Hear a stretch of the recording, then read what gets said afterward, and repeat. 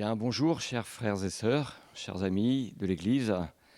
Je suis content de partager la parole ce soir avec vous tous et vous toutes, de façon pour moi inhabituelle et dans des circonstances qui nous dépassent un peu, mais voilà, quand même heureux de partager avec vous ces quelques paroles.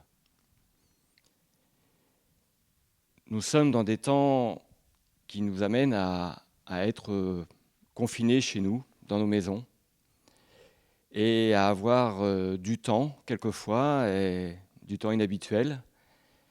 Et je pense qu'à travers cette période de temps que nous traversons, il est bon pour nous de pouvoir nous retrouver devant la parole de Dieu.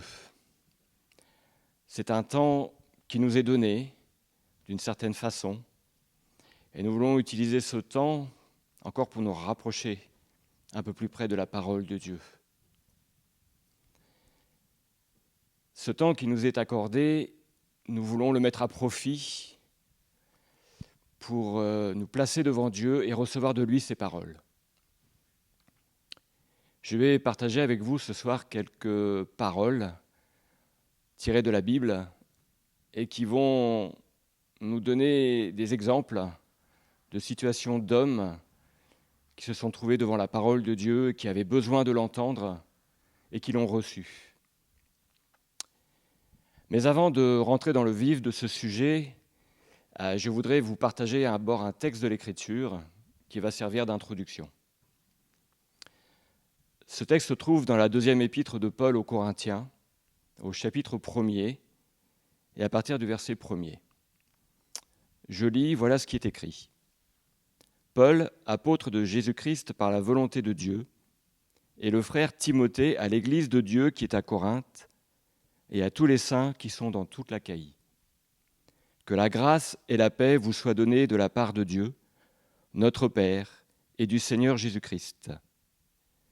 Béni soit Dieu, le Père de notre Seigneur Jésus-Christ, le Père des miséricordes, et le Dieu de toute consolation, qui nous console dans toutes nos afflictions, afin que, par la consolation dont nous sommes l'objet de la part de Dieu, nous puissions consoler ceux qui se trouvent dans l'affliction.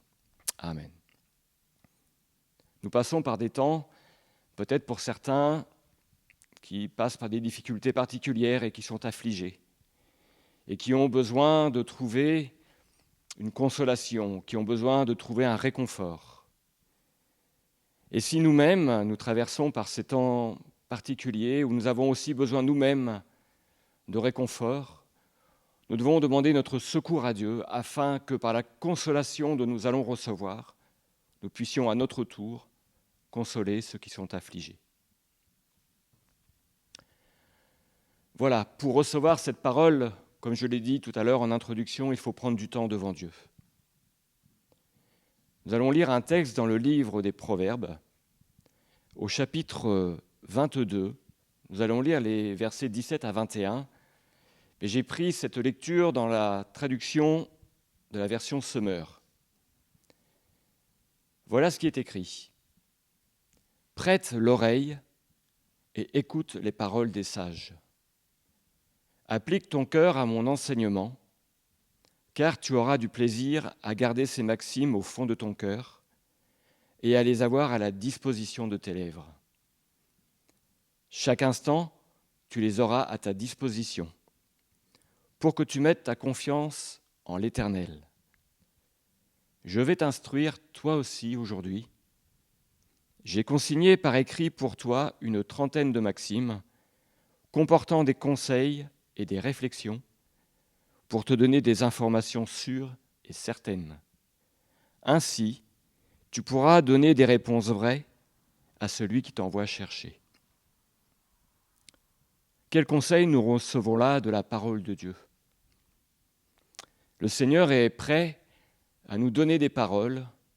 Le Seigneur est prêt à déposer sur nos cœurs des paroles particulières, afin, dans un premier temps, de nous relever, de nous fortifier, de nous consoler, mais aussi afin que nous puissions garder ces paroles en nous, ces maximes, comme il est dit dans le texte, ces paroles en nous afin de porter aide, secours, consolation auprès de ceux qui nous demanderont.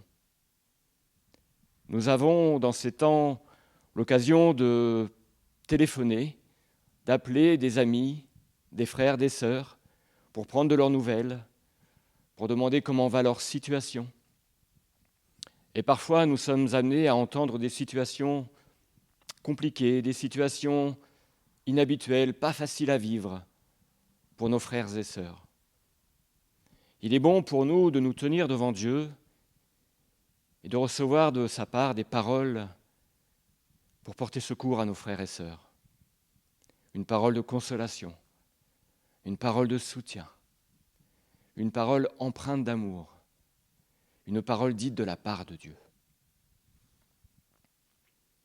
Nous sommes amenés ces temps-ci donc à recevoir des appels de nos frères et sœurs. On pourrait dire des appels au secours. Et si nous avons su prendre le temps de nous tenir devant Dieu, nous serons à même, par la grâce de Dieu, avec l'aide du Saint-Esprit, doit pouvoir leur donner une parole qui vient du cœur de Dieu. J'ai pris l'exemple de 3 hommes dans la parole de Dieu qui ont reçu des paroles fortes. Le premier, Moïse, qui se tenait sur la montagne, on le trouve dans le livre de l'Exode au chapitre 34, au versets 27 et 28. Moïse était seul avec Dieu. L'Éternel dit à Moïse, « Écris ces paroles, car c'est conformément à ces paroles que je traite alliance avec toi et avec Israël. » Moïse fut là avec l'Éternel pendant 40 jours et 40 nuits. Il ne mangea pas de pain, il ne but point d'eau. Et l'Éternel écrivait sur les tables les paroles de l'alliance, les 10 paroles. Le Seigneur a invité Moïse à s'approcher de lui sur la montagne pour entendre ces paroles. Et c'est là une invitation qui nous est donnée, encore ce soir, de prendre du temps devant Dieu, de nous tenir devant lui dans la prière, de nous tenir devant lui dans un temps particulier pour recevoir sa parole. Et il était demandé à Moïse de les écrire. Parfois, il est bon aussi pour nous, qui entendons la parole de Dieu, de les écrire. Peut-être chose inhabituelle pour nous, mais de nous mettre à part, d'entendre les paroles de Dieu et de les écrire. Le second exemple est celui de l'apôtre Jean, qui se tenait sur l'île de Patmos. Voilà ce qui est dit de la part du Seigneur à l'apôtre Jean dans le livre de l'Apocalypse, au chapitre 1er, au verset 11. « Ce que tu vois, écris-le dans un livre. » Au verset 19, il est marqué ceci. « Écris donc ce que tu as vu, ce qui est et ce qui doit arriver encore. » Voilà encore une recommandation du Seigneur à son serviteur. Écris ce que tu vois. Et nous pourrions dire ce soir, écris ce que tu vas entendre de la part de Dieu. Non seulement pour ta vie, mais aussi pour tes frères et sœurs. Le troisième exemple est celui du jeune Samuel. Trouvons cela écrit dans le livre de Samuel, le premier livre de Samuel, au chapitre 3, les versets 19 à 21. Samuel grandissait, l'Éternel était avec lui, et il ne laissa tomber à terre aucune de ses paroles. Tout Israël, depuis Dan jusqu'à Beer-Shéba, reconnut que Samuel était établi prophète de l'Éternel. L'Éternel continuait à apparaître dans Silo, car l'Éternel se révélait à Samuel dans Silo par la parole de l'Éternel. Et ce verset si important, il ne laissa tomber à terre aucune de ses paroles. Aujourd'hui, nous entendons beaucoup de paroles. Aujourd'hui, il est facile pour nous d'aller sur Internet, de regarder des vidéos, d'écouter des témoignages, des prédications. Et il y a foule de messages, de paroles qui sont données et qui se répandent. Mais où trouver pour nous la parole de l'Éternel, celle qui est propice à notre vie, celle qui doit nous être utile pour servir l'Église, celle qui est bonne pour notre vie, mais aussi pour la vie de notre frère, de notre sœur, de nos amis, qui vont nous demander de l'aide et du secours. Comme il est dit dans le livre des Proverbes, 22, verset 19, « Je veux t'instruire, oui, toi. » Un temps pour recevoir de la part de Dieu. C'est une invitation que le Seigneur nous demande ce soir, de nous tenir devant lui pour recevoir une parole de Dieu. Je vous invite, mes frères, mes sœurs, vous qui écoutez ce message, à prendre du temps devant Dieu, comme vous le faites, jour après jour, mais à recevoir cette parole qui vient de la part de Dieu, cette parole qui vient consoler, cette parole qui vient exhorter, cette parole qui vient édifier, qui vient construire et qui vient bénir vos frères et vos sœurs. Moïse était seul avec Dieu sur la montagne. Jean était en exil sur une île. Et Samuel était séparé de sa famille. Aujourd'hui, pour certains, nous pouvons être séparés de notre famille pour un temps. Bien sûr, nous sommes en communication téléphonique avec nos enfants ou en vidéo sur Internet, mais nous sommes loin d'eux. Et parfois, cela peut nous peser. Cela peut nous faire souffrir. Pour certains de nos frères et sœurs qui sont plus âgés, qui se retrouvent seuls chez eux et qui ont besoin, qui avaient l'habitude d'avoir des visites, se retrouver seuls, c'est difficile. Et nous avons besoin, comme nous le faisons bien sûr, de les appeler pour leur témoigner notre amour, que nous ne les oublions pas. Mais ils ont aussi besoin d'entendre la parole de l'Éternel. Et c'est aussi pour eux que nous voulons nous tenir devant Dieu. Recevoir cette parole que le Seigneur va nous donner pour leur communiquer et leur faire du bien et pour les bénir. Oui, le Seigneur parle, tantôt d'une manière, tantôt d'une autre, comme le dit la parole, mais l'on n'y prend point garde. Alors c'est encore une invitation pour nous ce soir à écouter la parole de l'Éternel et y prendre garde, afin qu'elle devienne une source de bénédiction pour nos frères et sœurs. Nous avons pour nous la parole de Dieu, Jésus la parole, l'expression de la pensée de Dieu, lumière, véritable lumière qui, en venant dans le monde, éclaire tout homme.